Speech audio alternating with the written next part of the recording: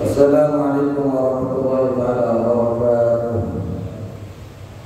Bismillahirrahmanirrahim. Alhamdulillahirabbil alamin wassalatu wassalamu ala asyrofil anbiya'i wal mursalin sayyidina wa habibina wa syafi'ina wa maulana Muhammad wa ala alihi wa sahbihi ajma'in. Rabbana la ilma lana illa ma 'allamtana innaka antal alimul hakim. Rabbi shrah li sadri wa yassir li amri wahlul 'uqdatam min lisani yafqahu qawli. Amma ba'du. Bismillahirrahmanirrahim. Qala Rasulullah rahimahullahu ta'ala wa nafa'ana bi 'ulumihi fid dharain amin. Bismillahirrahmanirrahim. Udah beberapa bulan kemarin kita sudah mempelajari tentang taat kepada Allah. Mulai kita bangun tidur, kita sudah diajarkan bagaimana cara bangun tidurnya, apa saja yang harus dilakukan ketika bangun tidur, serta doa-doanya sampai tidak memakai baju dan sebagainya sudah diarahkan. Biasanya setelah kita bangun tidur, kita juga akan masuk ke toilet. Nah, kemarin sudah belajar bagaimana cara kita masuknya, bagaimana fadilah hajahnya, BAP-nya, pipisnya, kita sudah pelajari. Artinya kita mulai bangun tidur sampai masuk toilet, keluar toilet, kita sudah diarahkan etika-etikanya di dalam taat kepada Allah Subhanahu wa ta'ala. Biasanya setelah kita istinja, setelah kita fadilah hajat, BAP atau pipis, biasanya kita akan ambil wudu untuk melaksanakan sholat subuh. Ya kan? Setelah bangun mestinya kita ambil. Sebelum ambil wudu kan takut kita BAP diajarkan oleh ulama begini. Kalau kita pipis begini, pipisnya diurut 3 kali biar tidak sisa. Karena bahaya kalau ada sisa, karena banyaknya umumnya yang masuk neraka karena kena cipratan-cipratan barang najis daripada kencing.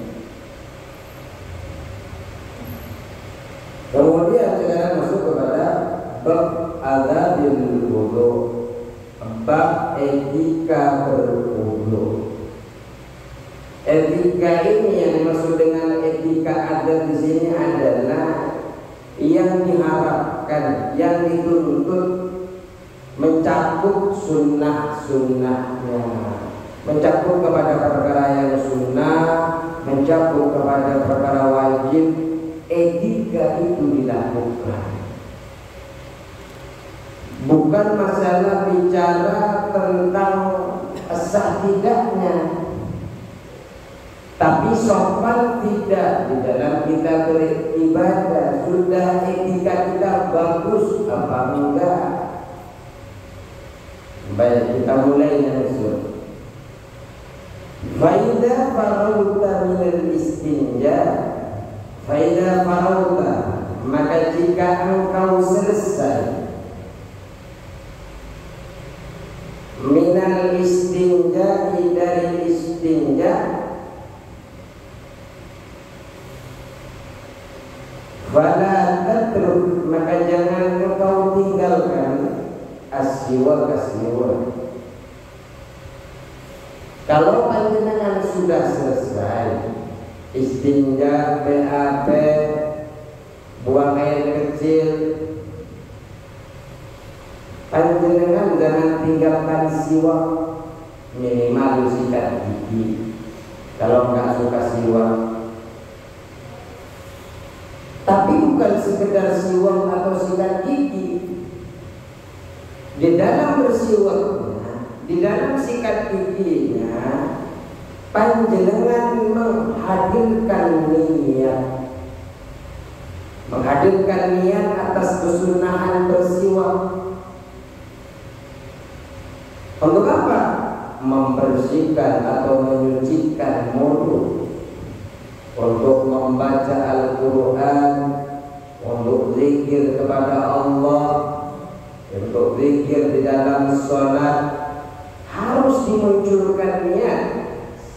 Sama Syekh Nawawi sampai dikatakan memunculkan niat itu sebagaimana panjenengan memunculkan ketika berjima dengan istrinya untuk menghasilkan anak. Jangan mestinya ketika berjima kan muncul saya ingin punya anak dan sebagainya. Sama sih waktu itu munculkan niat. Ketika musola munculkan niat mendapatkan kesunahan sikat gigi, ingin mendapatkan kesunahan membersihkan mulut, mensucikan mulut untuk membaca Al-Quran, zikir kepada Allah di dalam salat atau di dalam zikir-zikir yang lain. Kenapa ini disunnahkan? Ketika kita istinja, setelah kita qadil hajat, sudah anteng perut, sudah enggak mau pipis, sudah enggak mau anteng, siwak jangan ditinggalkan. Fa innahu midharatun, ada yang membaca midharat, ada yang membaca madharat. Fa innahu, maka siwak itu madharatun atau midharatun lil fami, menyucikan pada mulut. Mulut kita kotor bisa bersih dengan siwak. Harapannya bukan hanya sekedar bersih secara zahir, tapi bersih secara batin, karena kita niatnya ittiba kepada Rasulullah, mengikuti jejaknya, sunnahnya Rasulullah, maka ada potensi-potensi di dalam diri kita. Semoga apa yang kita ucapkan mulai kita bangun tidur sampai kita menuju ke tempat tidur kembali, mulut kita selalu diawasi agar tidak jauh dari apa yang diridhoi oleh Allah Subhanahu wa ta'ala. Karena ketika siwak sudah dituntut niat sunnah, niat mengikuti jejak Rasulullah. Rasulullah dimunculkan dalam hati, otomatis adanya Rasulullah itu tidak mungkin bertolak belakang dengan sikap kita, Pak.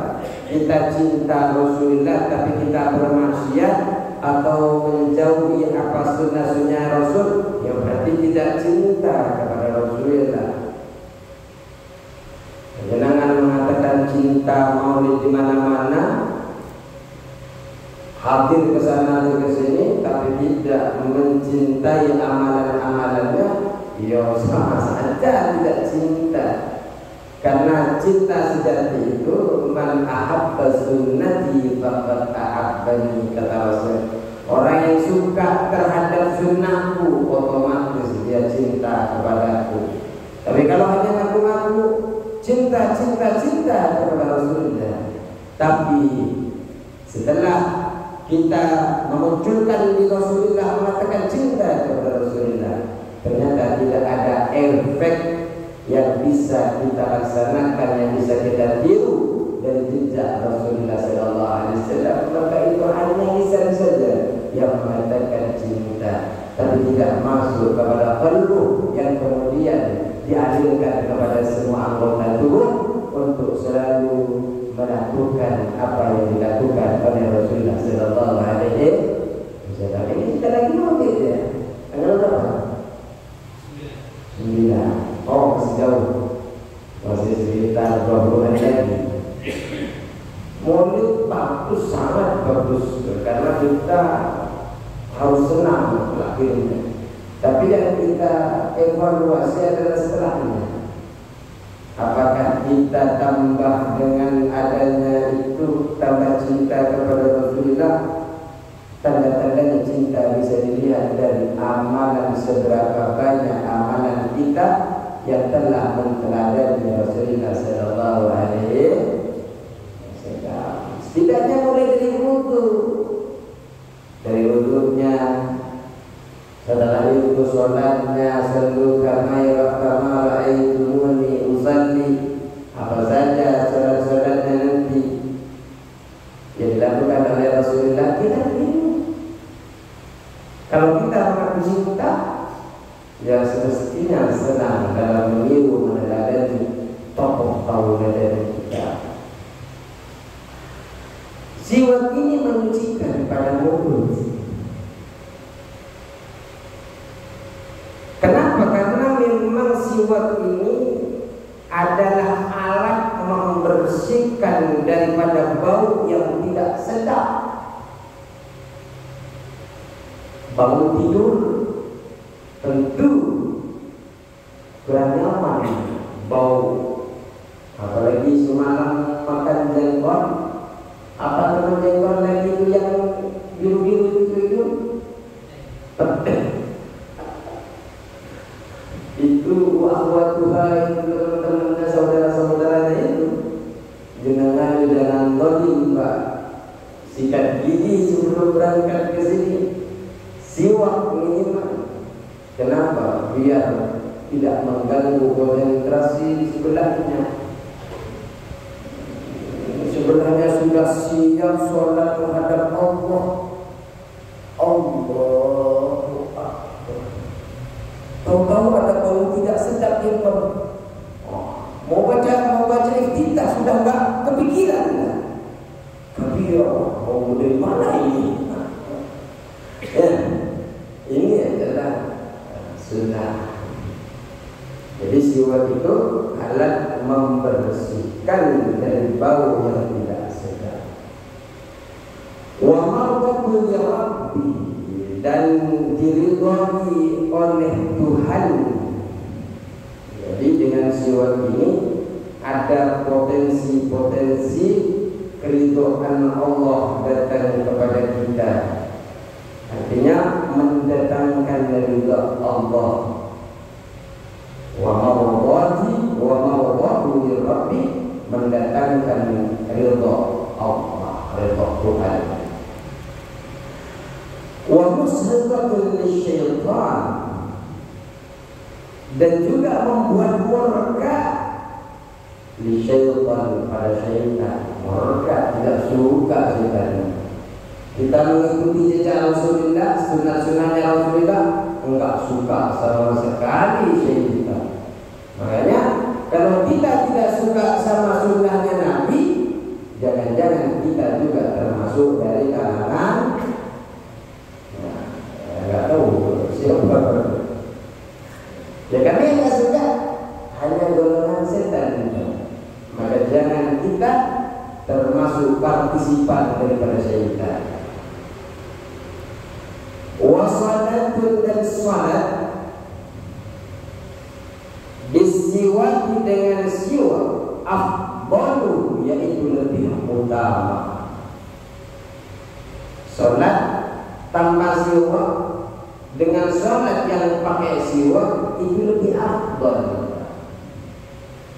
Berapa afdalannya? Min sab'ina salatan, min sab'ina, dari 7 salat dan salat. Lebih utama daripada 70 kali. Lebih afdal daripada salat tanpa siwak, bila siwakin dengan tanpa siwak. Dengan salat pakai siwak lebih utama 70 kali salat tanpa siwak. Bayangkan keutamaannya berlipat ganda 70 kali. Ini adalah hadis yang diriwayatkan oleh Al-Hamidi. Rak'atan bisiwakin afdal min sab'ina rak'atan bila siwakin. 2 rakaat dengan siwak, 2 rakaat salat dengan siwak lebih utama min sab'ina rak'atan bila siwak, lebih utama dari 70 kali rakaat tanpa siwak. 70 kali rakaat hanya 2 rakaat bila dilibas 70 kali. Di dalam riwayat yang lain mengatakan raka'atun bisiwaki ta'dilu sab'ina raka'atan. 10 rakaat dengan siwak menyeimbangi 70 kali rakaat. Ini hadis daripada Al-Hamidi. Tapi hadis ini tidak menunjukkan bertambahnya keutamaan siwak atas keutamaan sholat berjamaah. Artinya siwak yang 70 kali itu tidak bisa nandingi kepada sholat berjamaah. Kenapa? Sholat berjamaah sekali berjamaah mendapatkan pahala balasan oleh Allah 27 derajat. Dan tidak bisa pahala itu disatukan derajat dengan 1 derajat berjamaah itu disamai dengan 70 sholat tanpa siwak atau dengan siwak itu. Kenapa? Karena 1 sholat 1 derajat kita berjamaah itu menyamai 70 rakaat dengan siwak. 1 berjamaah mengalahkan kita 70 kali sholat menggunakan keutamaan yang luar biasa bagi orang-orang yang sholatnya berjamaah. Ya, lagi-lagi Mbak, kalau sampai yang dengan ini sholat berjamaah kemudian disandingkan dengan siwak yang siwaknya sholatnya seperti 70 kali melebihi utamanya daripada 70 kali orang yang tidak siwak ditambahkan dengan 20 derajat, bandingnya 1 derajat dalam sholat berjamaah sama dengan 70 kali dalam sholat yang melakukannya sholatnya dengan menggunakan 1 berjamaah. 1 derajat dalam berjamaah bisa mengalahkan 70 kali 70 rakaat orang yang menggunakan dengan siwak. Saking banyaknya pahala berjamaah. Ya, mumpung di sini kalau nggak bisa sholat berjamaah di musola atau di masjid, di rumah ajak anaknya, ajak istrinya sholat berjamaah. Takut karena pengen buru-buru, ya kan jangan berjamaah juga di rumah. Karena biasanya kan di sini kan rada panjang, kadang imamnya baca surahnya. Ya kalau pas kebetulan dapatnya imamnya pendek, ya surahnya pendek. Wah, nggak mau ke tadi surahnya panjang, takut telat kerja, nggak apa-apa. Di sana 15 menit kalau mau sholat harus tunggunya lama. Apa kalau memang buru-buru, tapi jangan meninggalkan kerja. Ajak anaknya bangun subuh, ajak anaknya bangun fajar, ajak istrinya berjamaah. Untuk apa? Fadilahnya luar biasa. 1 derajat daripada 27 derajat bisa menandingi 70 rakaat sholat yang dilakukan menggunakan siwak. Padahal 1 kali rakaat pakai siwak lebih utama daripada 70 kali rakaat tanpa siwak. Mantap sholat berjamaah. Dan juga Al-Imam Ghazali mengatakan terkadang siwak ini wajib bagi perempuan ketika suaminya memerintahkan istrinya untuk siwak. Begitu juga ketika suaminya nyuruh kepada istrinya sikat gigi, wajib Pak sikat gigi itu, haram kalau sikat gigi. Bau-baunya kok boleh kalau terserah panjenengan manggil neng, manggil nom apa panggilan akrab panjenengan sama istri, sikat gigi lah, kurang nyaman. Itu wajib jadi hukumnya. Ketika nggak ditaati haram itu istrinya. Terkadang menjadi wajib siwak itu. Dan juga kepada budak yang diperintah oleh sayyidnya, oleh majikannya untuk bersiwak wajib. Dan juga bagi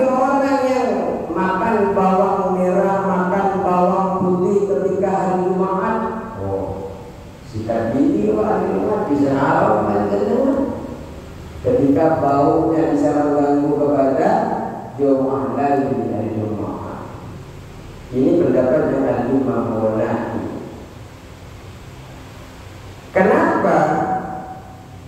Karena hilangnya bau atas siwak itu karena menjaga sholat Jumat itu ketergantungan kepada, karena sholat Jumat yang akan dilakukan, memuliakan sholat Jumatnya, memuliakan orang sekitarnya yang sholat berjamaah.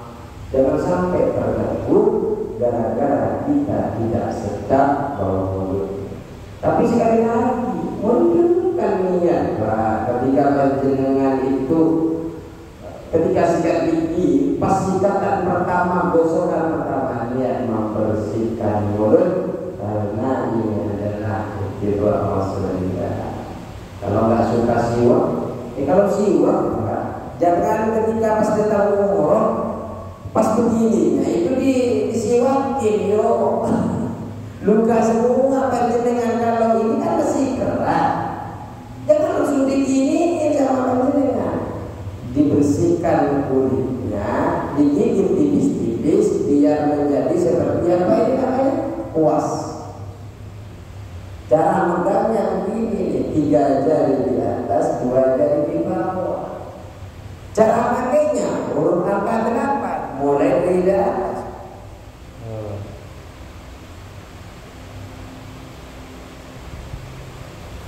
Angka 8, 3 kali. Dari itu siwak 70 kali lebih utama daripada sholat. 1 kali sholat dengan siwak lebih utama dengan 70 kali sholat tanpa. Ini fadilahnya apa? Bukan sholatnya apa? Berarti Ustaz 1 kali sholat saya cukup, bukan sholat lagi Ustaz, yang penting sudah pakai siwak. Bukan begitu. Ini hanya bicara tentang keutamaan. Selagi panjenengan masih sehat, selagi masih panjenengan bisa duduk, selagi panjenengan masih ada kewarasan dalam pikiran panjenengan, ada rasa sadar, maka sholat itu tetap wajib. Sholat berjamaah itu penting.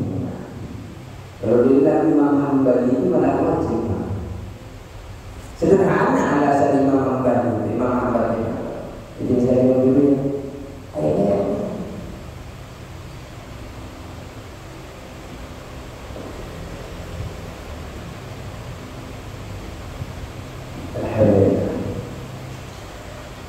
alasannya simple, ada masuk akal. Mewajibkan berjamaah itu masuk akal.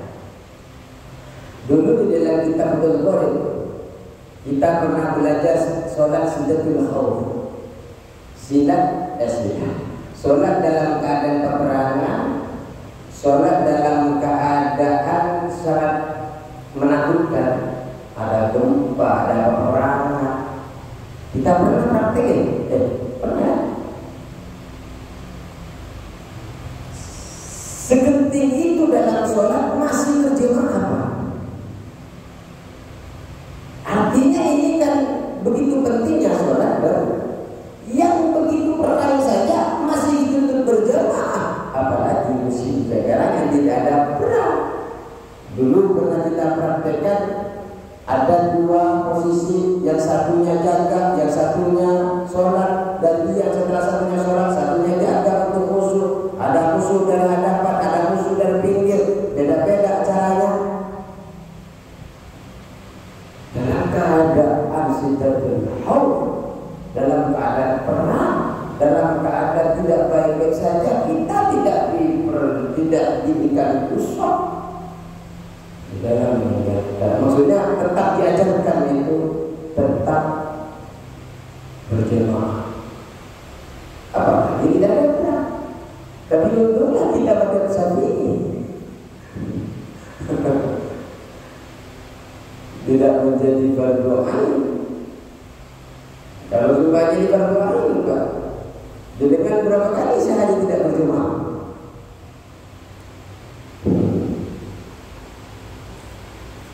Itu pandangan Imam Ahmad.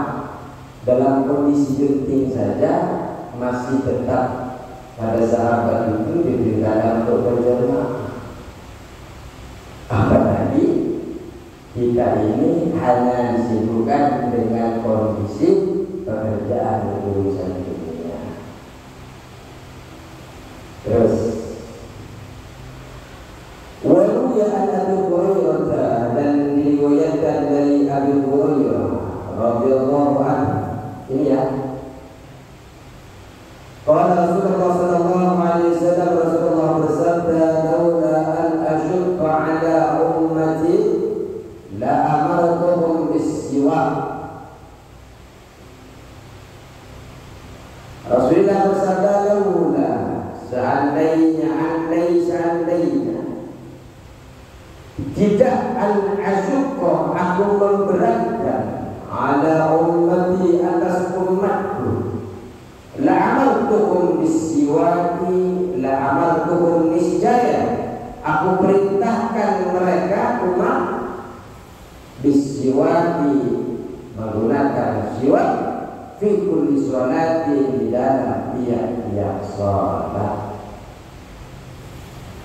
Dalam ini seandainya ini ada di dalam hadis, dan sini ada juga di dalam kitab Bulughul Maram.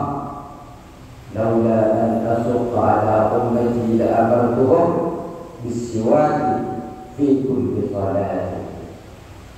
Seandainya aku tidak akan memberatkan kepada umatku, niscaya aku perintahkan mereka menggunakan siwak setiap melaksanakan sholat. Nanti cari di rumah Pak. Biasanya kan kalau ada orang umroh, oleh-olehnya kan siwak. Jangan ditaruh sama dengan siwak. Numpuk dari si A, dari si B, dari si Muhammad, dia bisa juga Pak. Panjenengan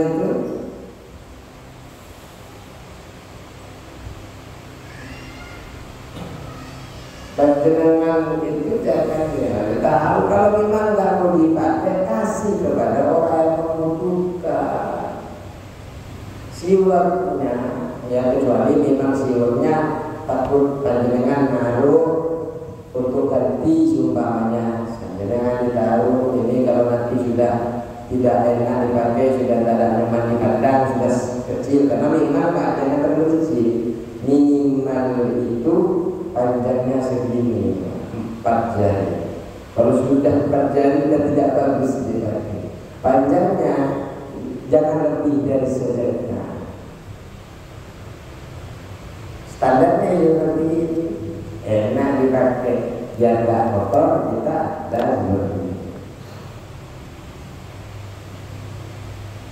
Laula an asukha ala ummati la amartuhum bis-siwak fi kulli sholati. Ini saking senangnya Rasulullah kepada siwak. Wa anhu sallallahu alaihi wasallam, dan Rasulullah dari Rasulullah sallallahu alaihi wasallam, umirtu bis-siwaki, aku diperintah disiwaki dengan siwak, menggunakan siwak. Hatta khasyittu, hingga aku khawatir,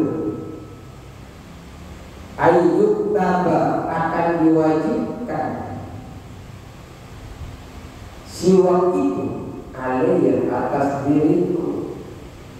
Rasulullah ini perintah bersiwak, saking perintahnya untuk menggunakan sering, sampai Rasulullah khawatir ini akan menjadi wajib bagiku.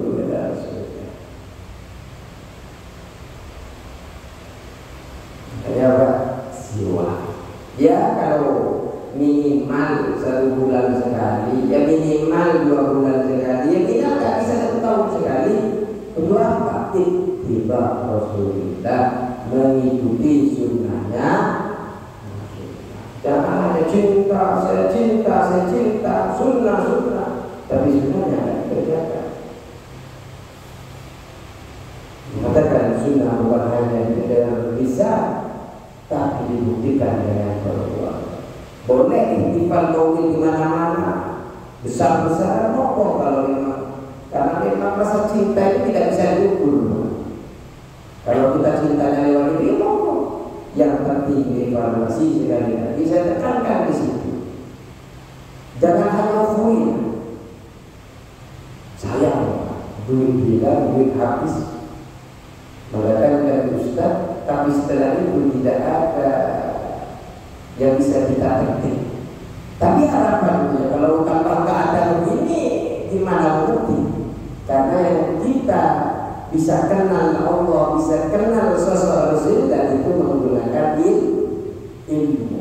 Apakah mendatangkan beliau-beliau orang-orang soleh? Kenal dari mana? Kita hanya ya mungkin kalau seperti Pak Haji sekarang sudah sampai bisa buka buku, membaca Sirah Nabawiyah, ya, membaca sunnah-sunnah yang diajarkan Rasulullah pagi sore. Apa yang dibaca Rasulullah dibaca, al-masuratnya dibaca dan sebagainya. Beliau tadi baru bukan kerja. Tapi karena cinta itu datang. Tapi kalau memang kita sibuk, ya memang tidak ada waktu kalau kita sibuk itu. Kadang kita pagi pulang malam, ya karena itu tuntutan. Dan itu juga merupakan perintah dari Allah untuk mencari apa? Menghidupkan keluarga, menyekolahkan pendidikan anak-anak. Tapi alhamdulillah kalau kita masih memiliki waktu luang untuk belajar membaca itu. Yang dikhawatirkan sibuk yang tidak sibuk tapi enggak pernah mencari ilmu. Sehingga apa? Enggak kenal kepada Rasulullah, enggak kenal kepada Allah, bagaimana syariat-syariat ditegakkan. Karena nanti juga ketika ada kajian beliau menyampaikan tentang sirah nabawiyah, tentang sifat-sifat Rasulullah, saya sudah hadir, beliau itu dosen. Saya kenal sekali sama beliau. Orangnya tahu aku. Terus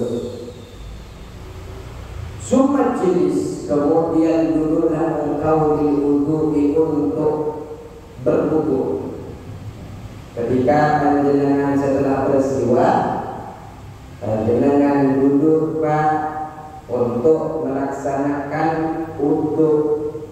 Nah, berarti siwak ini dilakukan sebelum berwudu. Ini sesuai selaras dengan pendapatnya Imam Romli dan Imam Mawardi, bahwasanya tempatnya siwak itu sebelum membasuh kedua telapak tangan. Biasanya kalau dalam hadis itu kan sebelum kita mencelupkan kedua tangan, menceburkan ke dalam air, sebelum kita berwudu, kita bersihkan dulu tangan kita, karena kita tidak tahu tangan kita bermalam di mana waktu tidur. Sehingga bersihkan dulu, baru kita.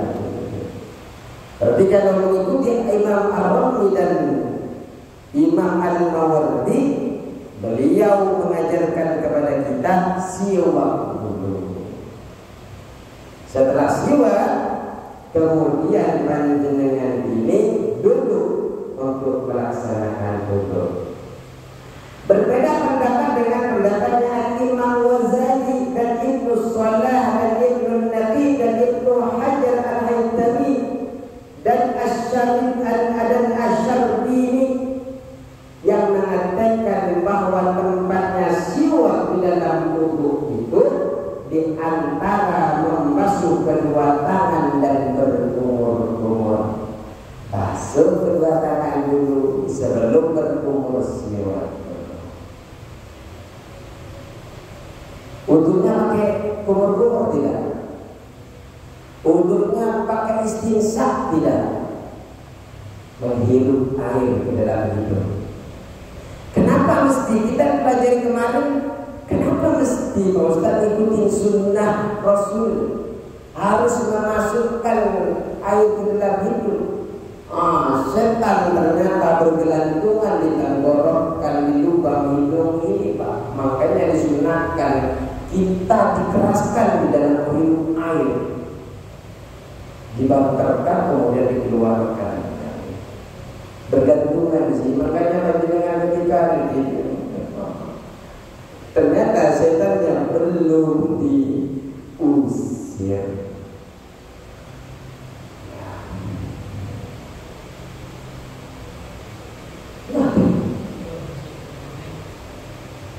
Terus kemudian duduk mustaqbilal kiblat, menghadap kiblat. Duduknya menghadap kiblat. Setelah kita menghadap kiblat, nah ini cocok nih untuknya tidak? Ini cocok nih. Karena menghadap kiblat, masjid-masjid yang lain ada yang ngadep ke sana, ada yang ngadep ke sana. Ini cocok kan? Nggak tahu yang sini ke siapa. Biasanya kan di tempat di kamar mandi wudhunya kotak, pas menghadap tidak wajib, cuma etika. Etika itu sopan santun. Kalau sudah etika ada dalam berwudhu. Kemudian mustaqbilal kiblat, menghadap kiblat ala maudhi'i, atas tempat murtafi'in yang tinggi. Jadi panjenengan ketika wudu jangan lupa tempat duduknya panjenengan itu, cari tempat yang tinggi. Kenapa cari yang tinggi?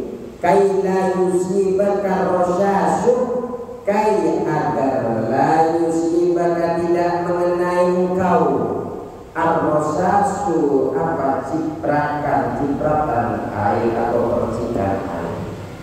Yang dikhawatirkan percikan yang najis. Kalau percikan yang tidak najis, ya nggak masalah.